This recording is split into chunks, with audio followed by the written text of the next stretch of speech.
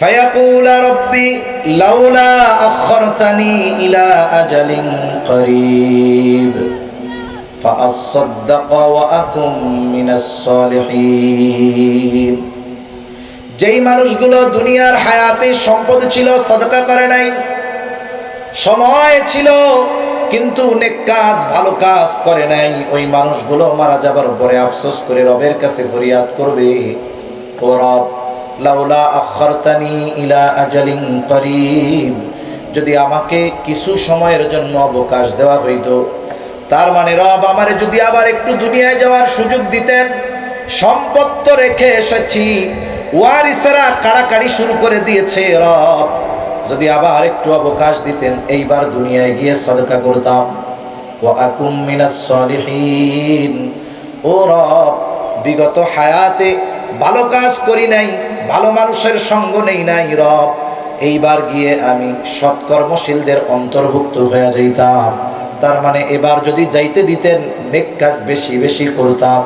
বলুন তো মৃত্যুর পরে ওই মৃত ব্যক্তি যত আবেগ নিয়ে আল্লাহ তাআলার কাছে ফরিয়াদ করুক না কেন, আল্লাহ তাআলা একটা সেকেন্ডের জন্য তাকে দুনিয়ায় আসতে দিবে নাকি? মরার পরে মানুষ আল্লাহ তাআলার কাছে যেই বিষয়টা কামনা করবে সেটা হলো হায়াত, অথচ সেই হায়াত এখন আমাদের আছে। একটু চিন্তা করা দরকার। হায়াত হলো টাকার চাইতে বেশি দামি। কেন? বলে কারো হায়াত যদি ফুরিয়ে যায়, গোটা পৃথিবীর সব সম্পদ দিয়ে একটা সেকেন্ডও কিনতে পারবে না। যদি কারো হায়াত থাকে, আল্লাহ যদি চায় হায়াত কাজে লাগিয়ে সম্পদওয়ালা ক্ষমতাওয়ালা হতে পারবে, কিন্তু যদি হায়াত না থাকে, দুনিয়ার সব সম্পদ দিয়ে একটা সেকেন্ডও হায়াত কিনতে পারবে না। যদি টাকা দিয়ে হায়াত কেনা যাইত, ওই যে আমাদের দেশের অন্যতম ধনী যমুনা গ্রুপের চেয়ারম্যান বাবু মারা যাইতো না, হায়াত কিনে নিত। তার মানে বোঝা গেল কি, এই হায়াত হলো অমূল্য এক সম্পদ। এই দুনিয়ার মানুষ টাকা পয়সা ব্যয়ের ক্ষেত্রে হিসাব করে, চিন্তা করে, কিন্তু ওই টাকা পয়সার চাইতে দামি নেয়ামত হায়াত ব্যয় করার সময় আমরা চিন্তা করি না। দুনিয়ার হাজার কোটি টাকার মালিক, সেও সম্পদ ব্যয় করার সময় চিন্তা করে। আপনাদের নোয়াখালী অঞ্চলে অনেক বড় বড় শিল্পপতিরা আছে, হাজার হাজার কোটি টাকার মালিক আছে। এমনও মানুষ আছে যে তার কত টাকা ব্যাংক ব্যালেন্স আছে এই হিসাবটাও তার কাছে নাই। তারা যদি জিজ্ঞাসা করা হয়, বলবে আমার অ্যাকাউন্টে জিজ্ঞাসা করেন কয় টাকা আছে, আমি জানি না। মনে করেন ওই লোকটা নোয়াখালী এক বাজারে নামছে, তার উদ্দেশ্য কি, সে এক বোতল পানি কিনবে, এই মাম পানি কিনবে, মাম পানি। দোকানদারের কাছে গিয়ে বলছে যে আমার এক বোতল হাফ লিটার মাম পানি দাও। দোকানদার এই লোকরে চিনছে, এই তো সেই লোক যার এত টাকা, এই টাকার হিসাব সে নিজে জানে না। তাইলে এই লোকের কাছে এই পানিটা একটু বেশি দাম চাইব, বোতলে লেখা 20 টাকা। এইবার উনি জিজ্ঞাসা করতেছে তোমার কত টাকা? দোকানদার বলে 200। পানির দাম কত? 20। পানির দাম কত? চাইছে কত? আপনারা বলেন তো, উনি তো একজন শিক্ষিত মানুষ, 200 টাকা যখন দাম চাইবে, বোতলে যখন 20 টাকা লেখা দেখবে, উনি খুব হাসি মুখে দোকানদারের 200 টাকা দিয়ে দিবে। উল্টা কি বলবে, এই মিয়া মগের মূল্য পাইছো, 20 টাকার পানি 200 টাকা চাও? পাশেই কিন্তু থানা, ব্যবসা করা লাগবে না, জেলের ভাত খাওয়াইছ না। যেই লোকের সম্পদ এত, যার পরিমাণ তার জানা নাই, ওই লোক 20 টাকার জিনিস 200 টাকা দিয়ে কিনে না, হিসাব করে। বলবে খবরদার, 20 টাকা দাম, 20 টাকা রাখো, 1 টাকা বেশি রাখবা না। এই লোকের অগণিত টাকা থাকার পরেও টাকা ব্যয় করার সময় কত সচেতন, হিসাব করে। বলেন ওই টাকার চাইতে হায়াতের দাম কম না বেশি? তাইলে তো উচিত ছিল আমার আপনার এই টাকা ব্যয় করার হিসাব যেমন করি, তার চাইতে হায়াত ব্যয় করার ক্ষেত্রে হিসাবটা বেশি করার, ঠিক কিনা বলেন? বলতে পারেন হায়াত ব্যয় করবো কেমনে? বুজুর্গানে দিন শিখাইয়া দিছে, সময় তুমি ওই জায়গায় ব্যয় করো যেই জায়গায় ব্যয় করলে আখেরাতের লাভ আছে। সময় তুমি ওই জায়গায় ব্যয় করো যেখানে আখেরাতের লাভ পাবা। কমপক্ষে এই দুনিয়ার বৈধ লাভ হবে এমন জায়গায় সময় ব্যয় করো। এখন বলেন, কিছু আল্লাহর বান্দা দৈনিক 8 ঘন্টা 4 দোকানে বসে থাকবে, গ্রাম অঞ্চল শহর অঞ্চল সব জায়গায় এরকম কিছু আল্লাহর বান্দা আছে না নাই?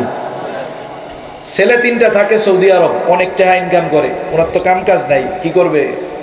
জোহরের নামাজ পড়া বাইর হয়, একবারে রাত 12টায় বাড়িতে ফিরে। 2টা থেকে 12টা একটানা 10 ঘন্টা উনি চার দোকানে বসবে, সুন্দর মতো খাবে, দৈনিক 300-400 বিল হবে, পোলাপান দিয়ে দেবে।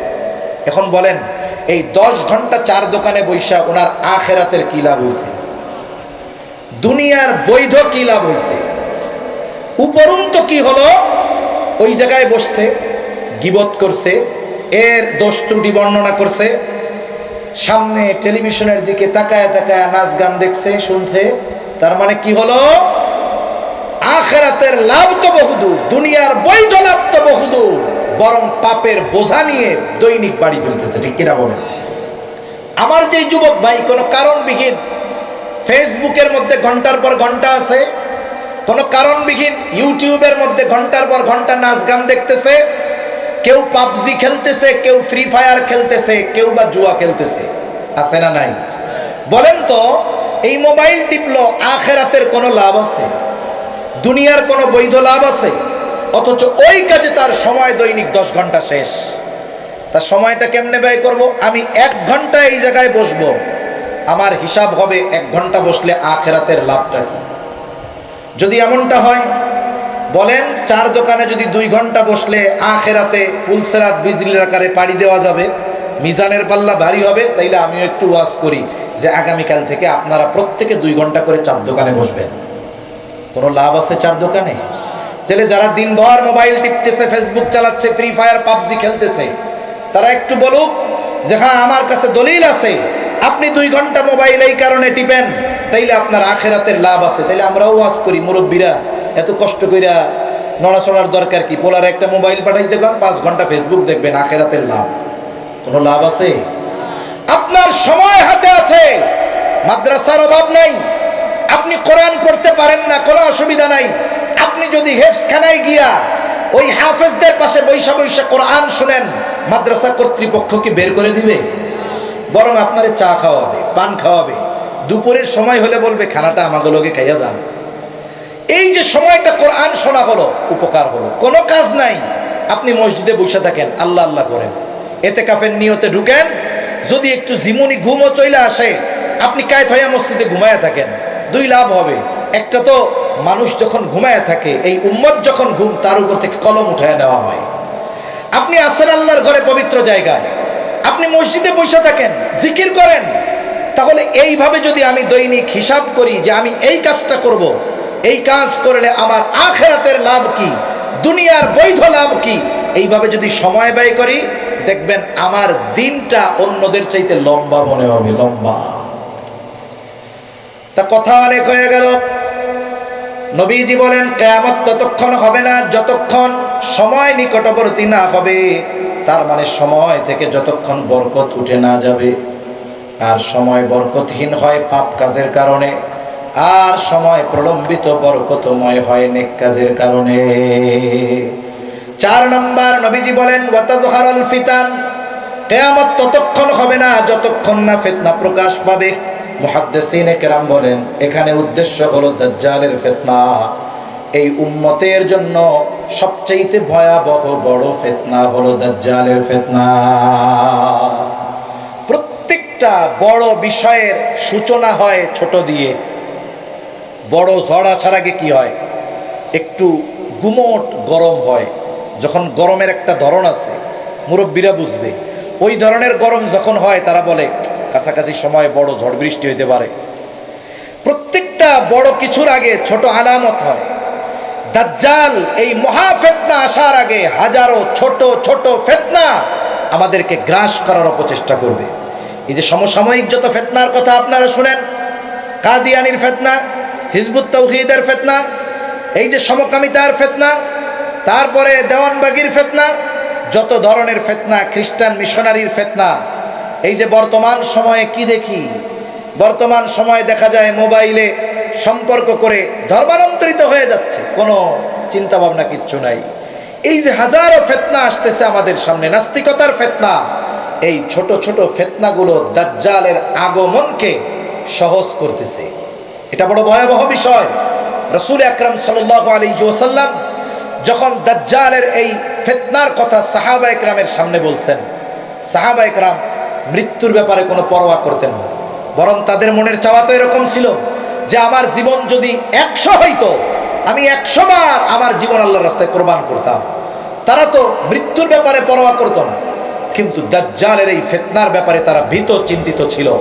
যখন নবীজি সাল্লাল্লাহু আলাইহি ওয়াসাল্লাম দাজ্জালের এই ফিতনার কথা সাহাবা ইকরামকে বলছেন, সবার চেহারার মধ্যে ভয় আর চিন্তার ছাপ নবীজি সাল্লাল্লাহু আলাইহি ওয়াসাল্লাম এটা উপলব্ধি করতে পেরেছেন। তখন তিনি বললেন যে শোনো, আমি দুনিয়ায় থাকা অবস্থায় যদি দাজ্জাল চলে আসে, চিন্তা করো না, ওরে তো আমি হত্যা করব। তাহলে এই ফিতনা এমন এক ফিতনা, ওই ইমানদারেরা যাদের ঈমানের উপমা আল্লাহ তাআলা কোরআনে দিয়েছেন, আমিনু কামা আমানান নাস